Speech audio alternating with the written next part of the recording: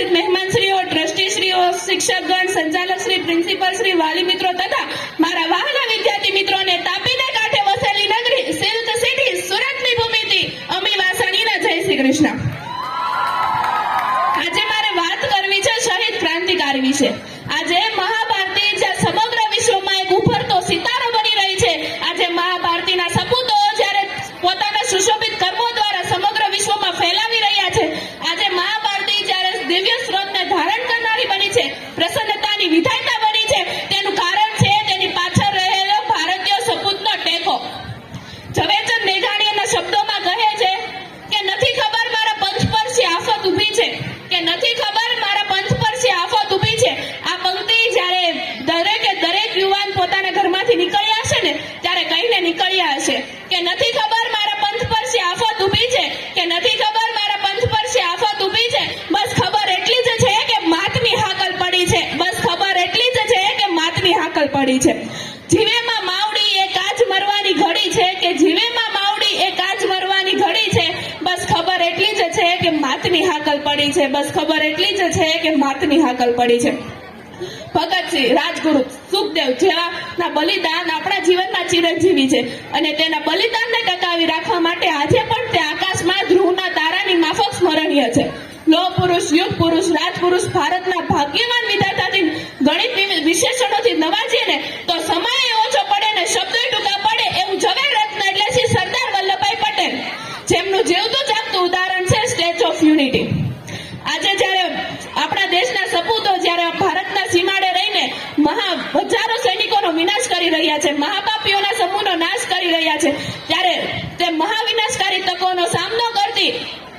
શિવજીની જેમ જટા ખુલ્લા મૂકીને જય જવાન નારાની સાથે યજ્ઞમાં પોતાના પ્રાણની આહુતિ આપે છે અને એની શૌર્ય ગાથાને એકવાર જાજેરા જુહાર। એક તાલી તો બનતી હે દોસ્ત શહીદો કે લિયે। આજે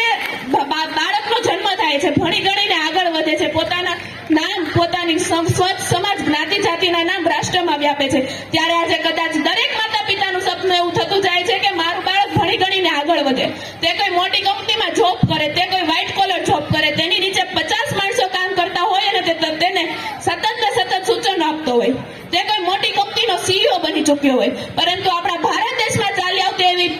વર્ષોથી ચાલી આવતી એવી પરંપરા, વર્ષોથી ચાલી આવતા એવા જીવનો અવતરણ જેનો જન્મ જ આ દેશની શહાદત માટે થયો છે અને શહાદતને વર્ણવવા માટે મારી પાસે કોઈ શબ્દ શક્ય નથી। એકવાર તમારું બાળક ઘરમાંથી બહાર રમવા જાય અને એનું ગોઠણ ખોલાય તો આપણા ચહેરા પરના ભાવ જરા યાદ કરી લઈએ, પરંતુ આપણા દેશમાં એવી કેટલીક માતાઓ છે, એવી કેટલીક પત્નીઓ છે, એવી કેટલીક બહેનો છે જેમને ખબર જ નથી કે એમના ઘરમાંથી નીકળેલું પોતાનું સ્વજન જ્યારે પાછું આવશે ત્યારે કોઈ તિરંગામાં લપેટીને પાછું આવશે કે પછી કોઈ ગરવીલા યુનિફોર્મમાં પાછું આવશે। એક માતા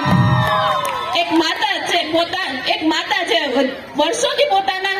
દીકરાની રાહ જોઈ રહી છે, વર્ષોથી પોતાનો સંતાન ઘરે આવ્યું નથી, છતાં પણ તે માનવા તૈયાર નથી કે મારો દીકરો શહીદ થઈ ચૂક્યો છે। એક મૃત્યુ, એક પાર્થિવ દેહ જ્યારે જાય છે ને ત્યારે તેના જીવનની સાર્થકતા સર્જાય છે। માણસ ઘટનાઓ તો ભૂલી જતો હોય છે, પરંતુ એ ઘટનામાં અનુભવેલી લાગણીને તે ક્યારે ભૂલી શકતો નથી। આપણી આસપાસ કસુંબીનો રંગ અનેક સ્થળે વિખરાયેલો છે અને અનેક સ્વરૂપે રહેલો છે, ત્યારે આપણા રાષ્ટ્રીય સાહેબ ઝવેરચંદ મેઘાણીના શબ્દો યાદ આવે કે બહેનીના કંઠે નીતરતો હાલોડામાં પણ કસુંબીનો રંગ છે, કે બહેનીના કંઠે નીતરતો હાલોડામાં પણ કસુંબીનો રંગ છે, જનીનીના હૈયામાં પોટતા પણ મેળવી શકાય ને એવો આ કસુંબીનો રંગ છે, કે જનીનીના હૈયામાં પોટતા પણ મેળવી શકાય ને એવો આ કસુંબીનો રંગ છે। ભક્તોના તંબુરથી ટપકેલો ચાખી શકાય એવો આ કસુંબીનો રંગ છે, કે ભક્તોના તંબુરથી ટપકેલો ચાખી શકાય એવો કસુંબીનો રંગ છે। વાલી દિલદારના મહેંદીને ચૂમ્યો આ કસુંબીનો રંગ, અને આ કસુંબને જ્યારે આપણા રોજબરોજના જીવનમાં ઉતારતા થઈ શકીશું ને ત્યારે આપણે ખરા અર્થમાં કહી શકીશું કે હો રાજ મને લાગ્યો કસુંબીનો રંગ। ખંત અને ખુમારીની ગાથા, ભારતની ગાથા જ્યારે સમગ્ર વિશ્વમાં છવાશે ને ત્યારે આપણે તિરંગાનો લકસુપ કેસરી રંગ, શાંતિનો સફેદ રંગ, હરિયાળી અને સમૃદ્ધિનો લીલો રંગ જ્યારે સમગ્ર દેશમાં છવાશે ને ત્યારે આપણે સાચા અર્થમાં કહી શકીશું કે હે બોસ મને લાગ્યો કસુંબીનો રંગ। અંતમાં સુરતના યુવાન કવિના શબ્દોમાં એક પંક્તિ વર્ણવી છે કે શહીદો લાલ રક્તથી આ ભૂમિનો સેથો પૂરશે, કે શહીદો લાલ ભૂમિનો સેતો પૂરશે એ માતની કુકે ફરીથી એક એવો સપૂત ઉઠશે કે માતની કુકે ફરીથી એક એવો સપૂત ઉઠશે. આ ભોંકા છે, આ ભોંકાની લાજ છે જેમના હાથમાં, એનો હક ફક્ત અહીં ને અહીં જ ખોળો ખૂંદશે, કે એનો હક ફક્ત અહીં ને અહીં જ ખોળો ખૂંદશે. અમે અહીં તહીં બધે બોલશું ઘણું સપૂત, કે તમે અહીં તહીં બધે બોલશું ઘણું સપૂત, પણ સપૂત બોલ્યા વિના જ ગગન ધરા ઉલ્લે જશે, પણ સપૂત બોલ્યા વિના જ ગગન ધરા ઉલ્લે જશે. સીમા સુધી ને પૂછી શકો ને સીમા પાર આવતા, કે સીમા સુધી ને પૂછી શકો ને સીમા પાર આવતા. સવાલ